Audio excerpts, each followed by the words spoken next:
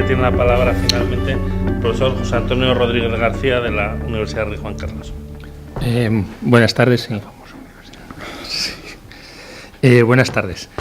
Quiero agradecer en primer lugar a la profesora Maricruz Llamazares por su amable invitación a participar en este seminario, igualmente al resto de organizadores del mismo. Bueno, me es especialmente grato acudir a esta universidad porque no en vano hace unos 30 años participé como representante juvenil y vecinal en que se convirtiese este cuartel en una universidad. Por lo tanto, este es mi barrio y me es grato volver cuando puedo a mi barrio. Bueno, el título de mi intervención es Terrorismo islamista en Oriente Medio. Bueno, si acudimos a las listas de organizaciones terroristas elaboradas por Naciones Unidas, por la Unión Europea o por Estados Unidos, por ejemplo, gran parte de estas organizaciones se sitúan geográficamente en Oriente Medio. Cito algunas: Al-Qaeda, Daesh o Estado Islámico de Irak y el Levante, Hamas, Hezbollah, Yihad Islámica, Ansar al-Islam, por citar algunas. La mayoría de estas organizaciones terroristas, las que aparecen en esas listas de Naciones Unidas, de la Unión Europea, de los Estados Unidos, e incluso las personas que aparecen en las mismas, están vinculadas al terrorismo islamista. Bueno, lo primero es por qué utilizo este término de terrorismo islamista y no terrorismo internacional o terrorismo yihadista. Bueno, si acudo al diccionario de la Real Academia de la Lengua Española, define Islam como el conjunto de los hombres y pueblos que siguen esta religión. A su vez, define islamismo como el conjunto de dogmas y preceptos morales que constituyen la religión de Mahoma. Por islámico, perteneciente o relativo al Islam, y por islamista, perteneciente o relativo al integrismo musulmán o bien partidario de dicho movimiento. Y finalmente, por yihad, que se ha traducido en el diccionario de la Real Academia de la Lengua Española por Guerra Santa de los musulmanes. Bueno, sin embargo, en relación a este último término, a la yihad, significa en árabe esfuerzo por conseguir un determinado objetivo. Es, por tanto, el esfuerzo en el camino de Dios. El objetivo es propagar y o defender el Islam, pero no implica que ese camino sea violento o que se tenga que recurrir a la Guerra Santa. No obstante, esa definición que aparece en el diccionario la ha recogido la jurisprudencia española, que identifica yihad con Guerra Santa. Y, en consecuencia, una de las características del terrorismo islamista es el llamamiento a la Guerra Santa, a la yihad, entendida como hace la lengua castellana. Por ejemplo, en la sentencia de la Audiencia Nacional de 31 de marzo del 2006 se define este término con las siguientes palabras: yihad significa el combate que es declarado únicamente en el nombre de Dios contra los opresores y los enemigos del Islam. Este supremo sacrificio de la vida incumbe a todos los musulmanes. Sin embargo, si un grupo de musulmanes se dirige voluntariamente por el yihad, la comunidad entera está dispensada de su responsabilidad. Pero si nadie lo hace voluntariamente, todo el mundo es culpable.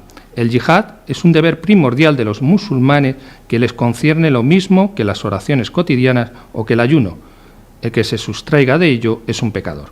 En el yihad se sacrifica el dinero, lo material y todo lo que se tiene, incluso hasta la vida. En el yihad el hombre sacrifica su vida simplemente por la causa de Dios. Simplemente recojo lo que dice la Audiencia Nacional, que es el concepto de yihad. Bueno, no desconozco que muchos autores, para evitar la utilización de un adjetivo directamente relacionado con el Islam, han denominado a este terrorismo como terrorismo internacional, debido a que una de sus características del mismo es que tiene una dimensión que va más allá de las fronteras de un país. Es obvio que dicha denominación es imprecisa y su utilización puede haber provocado que las soluciones jurídicas y a veces políticas hayan sido muy amplias y no se haya focalizado directamente en este ámbito concreto, es decir, que no se tenga especialmente en cuenta la visión integrista o fundamentalista del Islam, de una religión, y que apela al terrorismo para imponer su forma de entender una determinada visión del Islam. Algunas de las justificaciones para evitar el término islamista se encuentran, por ejemplo, en la política internacional de los Estados Unidos. La política exterior de los Estados Unidos tiene mucho peso en este ámbito terminológico, provocando incluso lo que se ha denominado la batalla semántica. En resumen, Lo que pretende la diplomacia estadounidense es evitar que se entienda que los Estados Unidos están en guerra contra el Islam, o al menos es lo que se pretendía, porque la administración Trump ya no es tan rotunda en este aspecto. Por otra parte, el fundamento para evitar este término islamista se puede encontrar en algunas declaraciones de Naciones Unidas que tienen como intención que no se estigmatice a los musulmanes. Con carácter general, lo que se pretende es evitar que se vincule religión y terrorismo. No obstante, a pesar de todo lo que acabo de decir, he optado por el término islamista para calificar este terrorismo porque parto de un hecho incuestionable. El Islam es profundamente plural. La heterogeneidad es una característica de la religión islámica. Recordemos, simplemente en este ámbito en relación a atentados terroristas, la campaña de los jóvenes musulmanes británicos Not in My Name, o para confirmar esta afirmación, o las manifestaciones de los musulmanes españoles después de los atentados de Cataluña de agosto del 2017, o que la mayoría de las víctimas del terrorismo islamista han sido y son los propios musulmanes, cerca del 90%, y la mayoría en una zona concreta, en Oriente Medio.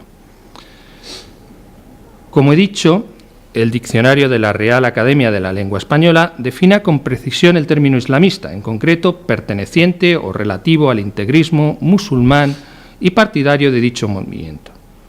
Si no se delimitan o enuncian claramente los problemas, es muy difícil acertar con las soluciones. En este sentido, la jurisprudencia española, aunque de forma minoritaria, empieza a utilizar el término terrorismo islamista. Estas sentencias utilizan expresiones como organizaciones terroristas islamistas, terrorismo radical islamista, terrorismo de raíz islamista, de las sentencias de la Audiencia Nacional 2014, sentencia del Tribunal Supremo también del 2014, o organizaciones terroristas islamistas radicales, sentencias de la Audiencia Nacional del 2006, o atentados islamistas, de también la Audiencia Nacional en el 2006. Por otra parte, se está abriendo camino para dar respuestas jurídicas y concretas y específicas a este clase de terrorismo algunos elementos. Por ejemplo, en este sentido, para abandonar el término terrorismo internacional, se utiliza el término yihadista. El pacto yihadista, por ejemplo, abandonó el término que se utilizaba hasta ese momento, hasta el 2015, de terrorismo internacional. Si bien, lógicamente, es un paso que considero para ir enfocando el término, sigo utilizando el término terrorismo islamista porque, lógicamente, incide en esa definición del diccionario de la Real Academia de la Lengua y también en que el elemento religioso, la profesión de una religión, en este caso, en su visión más fundamentalista, es un elemento esencial y prioritario a tener en cuenta para abordar las soluciones a este tipo de terrorismo. Dentro de la religión islámica, la Umma, ese ideal universal que se identifica con una comunidad solidaria, es decir, con la creencia de que todos los musulmanes son hermanos, es una idea importante también en este ámbito que hay que tener en cuenta junto a la concepción teocrática del Islam, de la que ha expuesto el profesor Arturo Calvo, y por lo tanto me evito volver sobre el tema. Algunos indican desacertadamente que el elemento político es el factor determinante de este terrorismo, y es un error. La comprensión del concepto de teocracia, donde lo religioso absorbe a lo político, donde lo político se convierte en un instrumento al servicio del poder religioso, y como máximo ejemplo, el califato, es esencial, repito, en la comprensión de este concepto, el concepto de teocracia, para poder abordar las soluciones jurídicas a este tipo de terrorismo. Y estas soluciones, solo si efectivamente se parten de esa concepción teocrática, de lo religioso absorbiendo a lo político, podrán ser completas y correctas. Como dice el Tribunal Supremo, de raíz fuertemente religiosa, orientada a servir de fundamento y justificación a las acciones terroristas. Este elemento religioso debe ser un elemento principal y primordial para el estudio de este tipo de terrorismo. Esta visión de la comunidad musulmana universal, de la Umma, de una visión unívoca del Islam que defienden estas organizaciones terroristas islamistas, también ha tenido reflejo en España. El Oriente Medio no está tan lejos de España. En este sentido, se pueden citar los 3 mayores atentados que ha sufrido España. El primer atentado terrorista islamista en España se produjo en 1985, en el restaurante El Descanso de Madrid, reivindicado por un grupo perteneciente a la yihad islámica.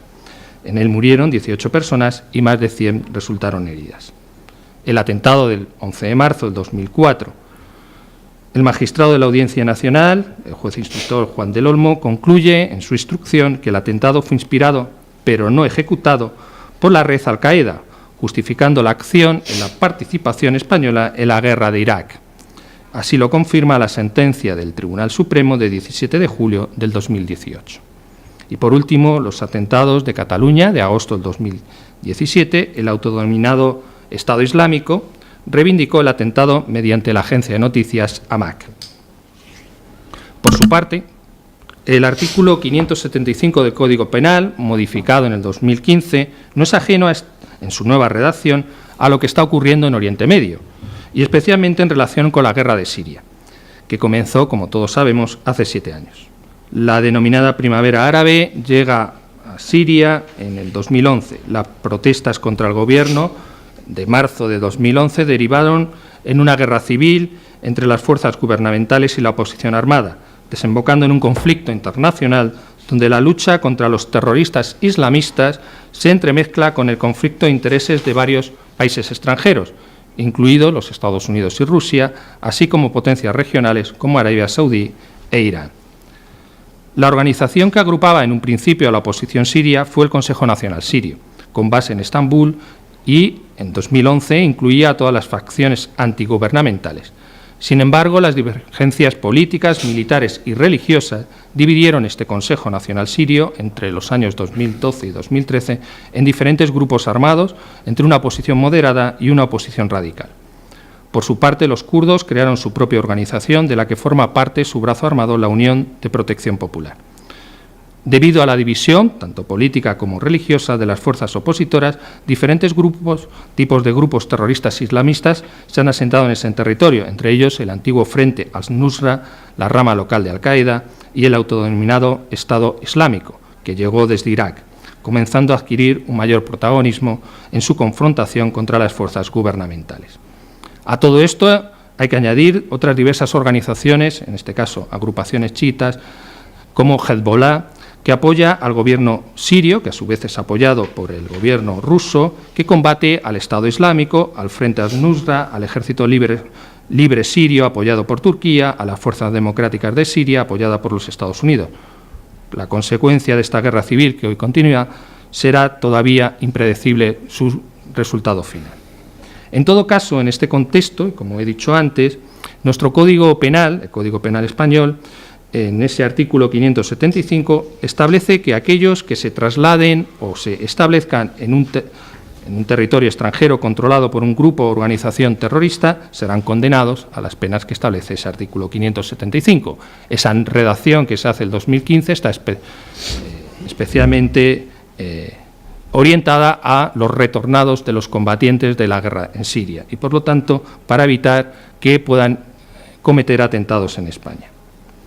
Bueno, para terminar, el título de este seminario, que es Libertad religiosa en el siglo XXI, amenazas y retos presentes y futuros, sin duda una de esas amenazas y uno de esos retos es el terrorismo islamista. En ese sentido, el informe del relator especial sobre la libertad de religión o de creencias, de 17 de enero del 2017, recoge las siguientes palabras que suscribo. No cabe duda de que para prevenir o combatir el extremismo violento resulta más eficaz promover y proteger el derecho a la libertad de religión y de creencias que imponerles restricciones indebidas. De hecho, el respeto del derecho a la libertad de religión y de creencias no solo establece el contexto para que prospere los ideales democráticos, sino que también puede forzar la resistencia de la sociedad frente al discurso extremista. Es decir, sin tener en cuenta la regulación de la libertad religiosa en el ámbito de la prevención del terrorismo islamista, es imposible jurídicamente dar una respuesta completa y adecuada a los fenómenos de la radicalización de los creyentes musulmanes. Pero para el reconocimiento pleno de la libertad religiosa es imprescindible la proclamación de la laicidad, neutralidad, separación entre el Estado y las confesiones. La laicidad es un principio importantísimo en relación con la integración de las minorías religiosas. La religión islámica es parte del Estado laico y democrático, junto con el resto de religiones y opciones de vida. El principio de separación entre lo político y lo religioso, se ha dicho aquí, se estima imprescindible para la configuración del denominado Islam secular o Islam democrático y laico, basado principalmente en el principio de igualdad y no discriminación por razón de sexo, alejado de la violencia y que lucha contra la radicalización y el terrorismo islamista. Es un Islam que rompe con la teocracia. En este sentido, hoy mismo se ha publicado un artículo del profesor Salet titulado Islam y laicidad. En este artículo escribe este profesor de la Universidad Autónoma: el mundo árabe y musulmán necesita urgentemente salir de su letargo, airear sus pulmones y abrir puertas, inyectar sangre nueva en sus sistemas políticos, en sus instituciones, para intentar poner a la altura del resto de las naciones que han dado pasos firmes hacia la modernidad. El sistema laico puede ser la vía más segura en su camino hacia la democracia. La separación entre la religión y la política es ineludible.